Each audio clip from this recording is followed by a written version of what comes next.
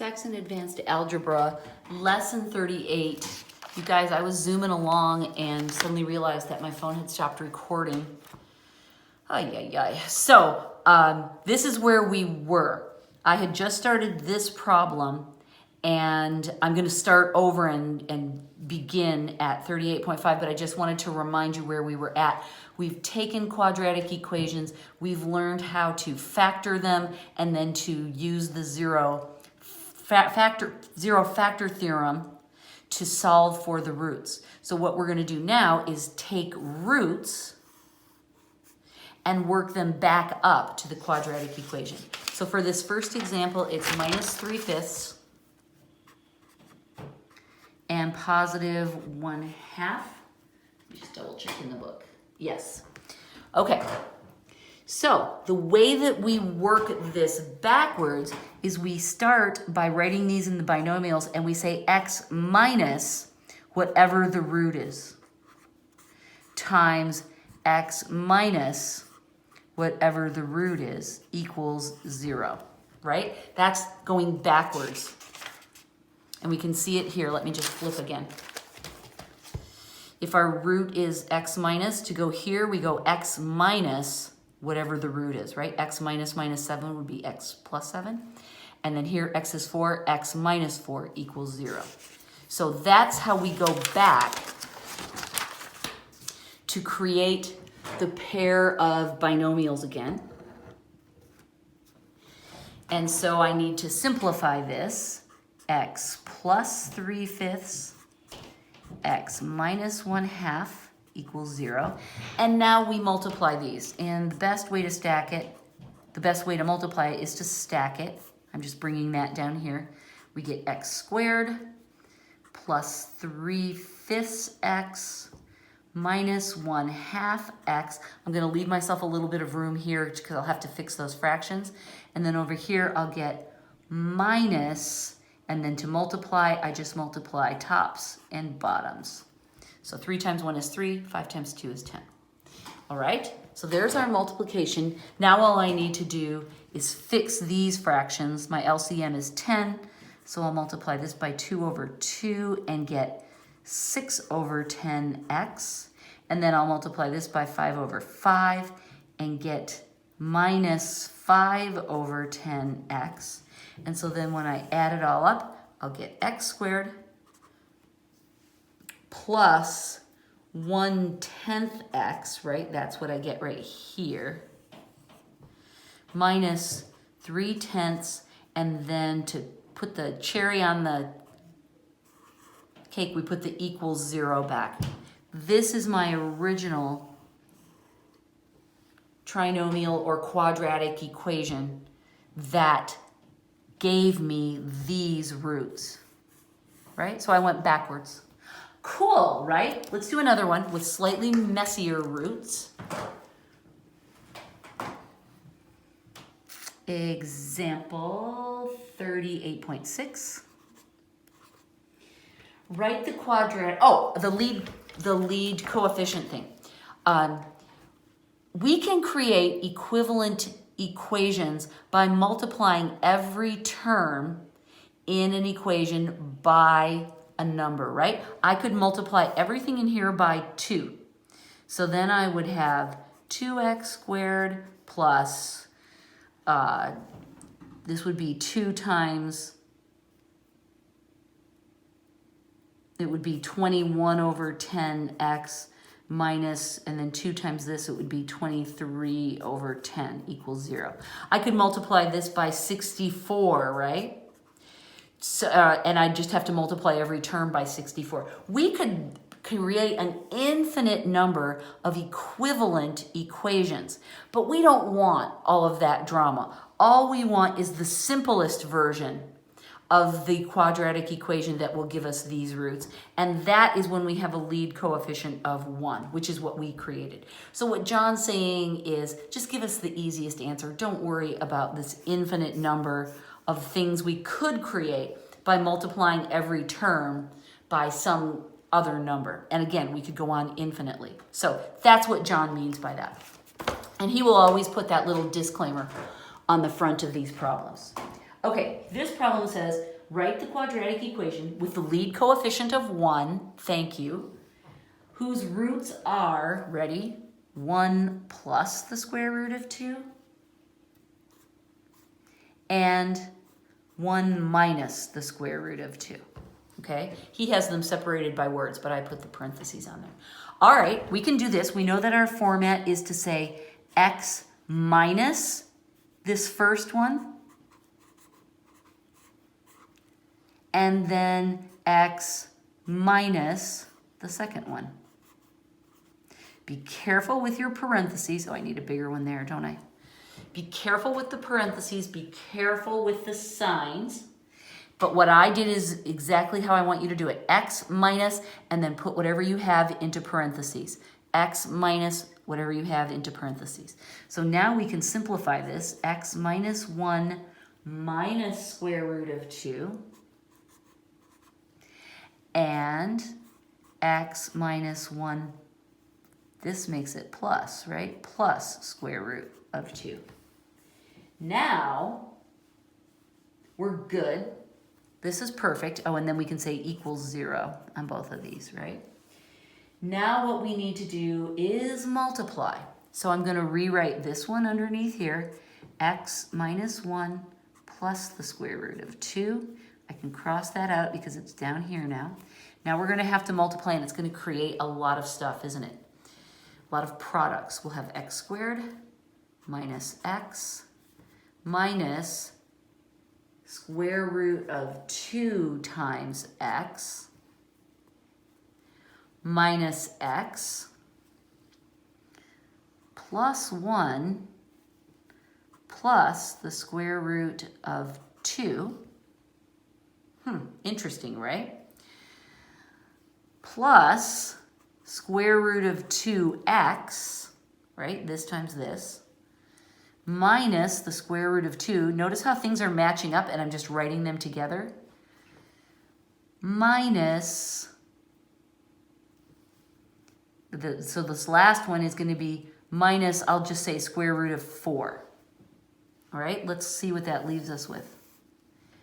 These cancel, these cancel.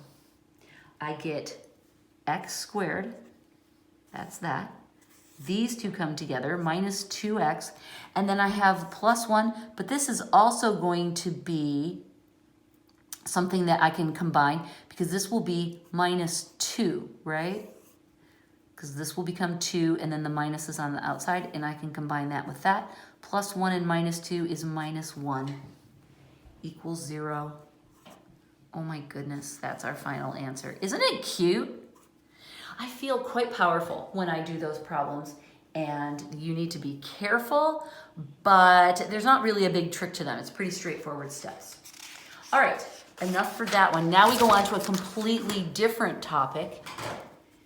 And unlike most of these 3-part problems, I feel like in this one they just keep getting harder. C is something called overall rate. It involves story problems. Let's just review a few things that we already know. Distance equals rate times time, right?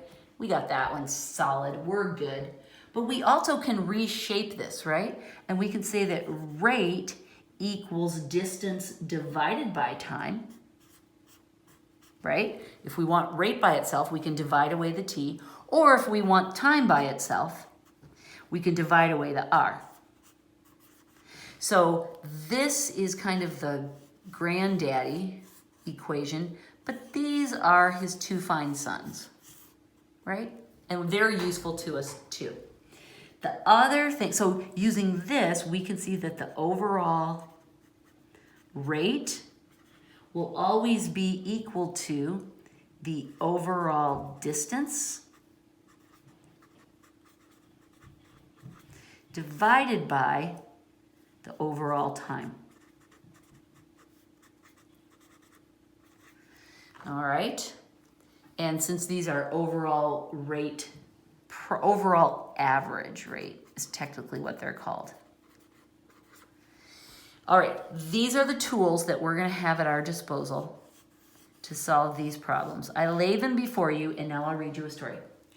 Frank and Judy drive for 100 miles at 50 mph. 100 miles at 50 mph, miles per hour. They then drive 180 miles at 60 mph. What is Frank and Judy's overall average rate for the whole trip? And I can write average here too. Okay, so they took two kind of, there were like two sections of their trip, right?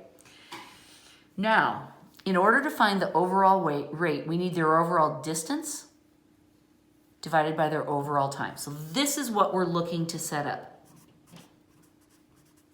Overall average rate equals the overall distance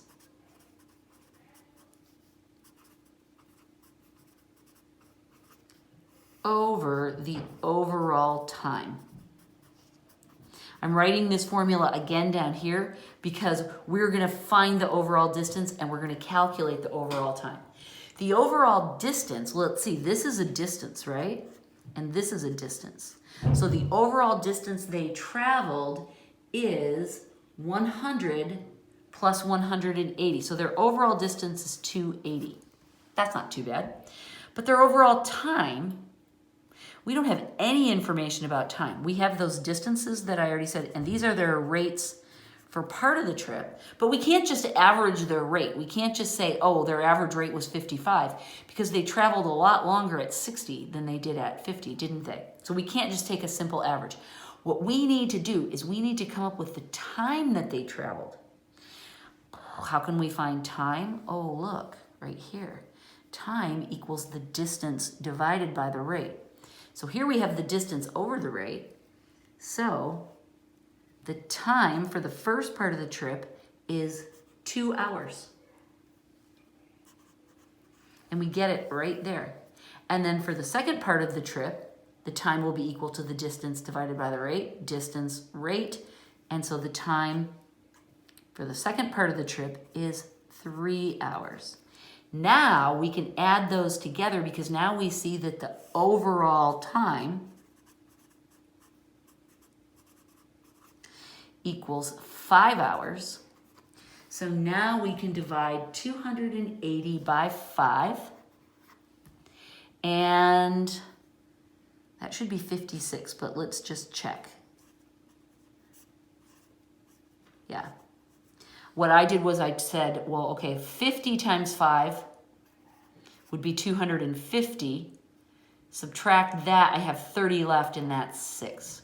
So this tells us that their overall average rate was 56 miles per hour. And that makes sense to us because we know it's going to be between 50 and 60, but we know that they traveled a little farther with the 60 miles per hour. So it makes sense that it's closer to 60 than to 50. Okay, we have one more problem. Based on these same two kids, Frank and Judy, 38.8. Here we go. Frank and Judy drive for 100 miles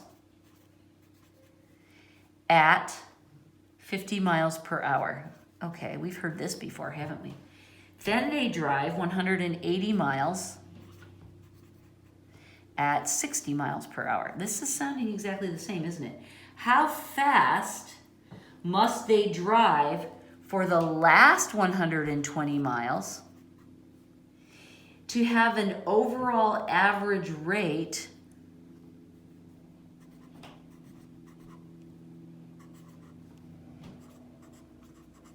we want an overall average rate of 60.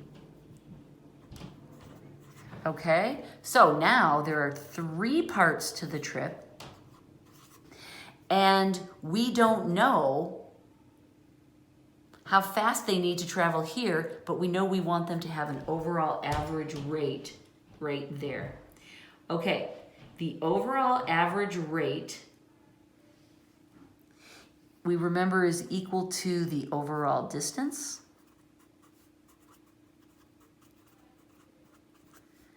over the overall time.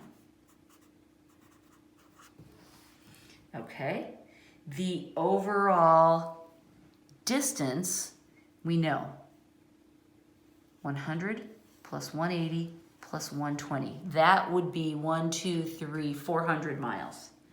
Am I right? So 400 over the overall time. Okay, that needs to be equal to 60 miles per hour. All right, so this is starting to take shape. We know the answer needs to be 60. We know the total distance, overall distance, is 400 miles. Now we need to figure out what the overall time needs to be in order for that to hit our goal. So let's simplify, just a second.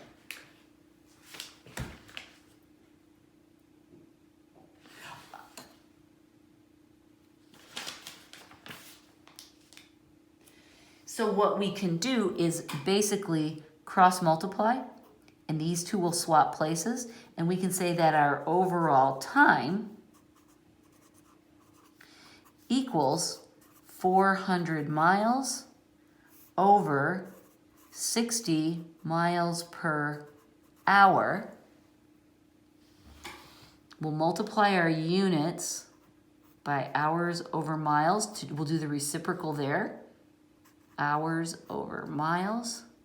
Now the miles cancel. This all goes away. I used complex fraction work to make my units simplify. And now I know that 400 over 60, which John gives to us as 6 2/3.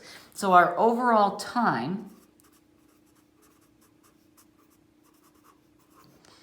equals 6 2/3. That's 400 divided by 60. Trust me on that. And then our unit is hours. Okay, so that tells us the total amount of time that we can take for this trip. So now we're gonna go back and figure out how much time we already spent on these legs. Okay, so we know that time equals distance divided by rate. Distance divided by rate, so that means this much took 2 hours and this much took 3 hours. We know that we have a total of 6.23 hours, so we know that our time for the last one, I'll subtract the 5, right, that we have there. That means we have 1 2/3 hours to take this trip. So we know that the rate is equal to the distance over the time, right? That's also one of our rate equals distance over time. So in this case, we know that we had 120 miles and we've got, I'm gonna turn it into an improper fraction, 5/3 of an hour to get it done. Make sense? We figured out, oh, it's such a long string, isn't it? We started with our basic formula. We substituted in the overall distance because we knew that, and we substituted in that overall average rate that we wanted as our answer. So we had 60 equals 400 over the overall time. We cross multiplied and rearranged it so that these two traded places, which is fine. And we found that the overall time was equal to 400 over 60. And then we just cleaned up our units and got hours. It was all good. Then we simplified this and got that this was the total number of hours that they needed to spend on the trip. We could account for 5 in the first 2 sections, so we subtracted those. And that told us that this last section of 120 miles had to be completed in 1 hour and 2/3. So we came up here and we took this variation of our formula, that the rate would be equal to the distance divided by the time. And so this is going to tell us how fast they need to go. Complex fraction, let's clean it up with a reciprocal. How many times does 5 go into 120? Well, it goes into 120 times, and then 4 more, so it would be 24, right? 5 into 120 goes in 24 times. This has been cleaned up with the reciprocal. 24 times 3 is 72. So that tells us that their rate for this trip, their rate for the third part of the trip, has to be 72 miles per hour. That's our final answer. That, my friends, is a rigorous problem. That's the right answer, by the way. That is a rigorous problem. But these are the tools we use. We just keep shifting this equation around to give us the particular answer that we need. And this is what's driving our overall calculation. That was a rough one. If you could even follow it, you're killing it. So trust me, you'll need some practice before those actually start to feel like anything you can actually wrap your brain around. But for now, just keep these formulas handy and go step by step, logicking your way through, knowing this is the calculation you're trying to make. Go do something fun. You have deserved it. Lesson 38 is history. Goodbye.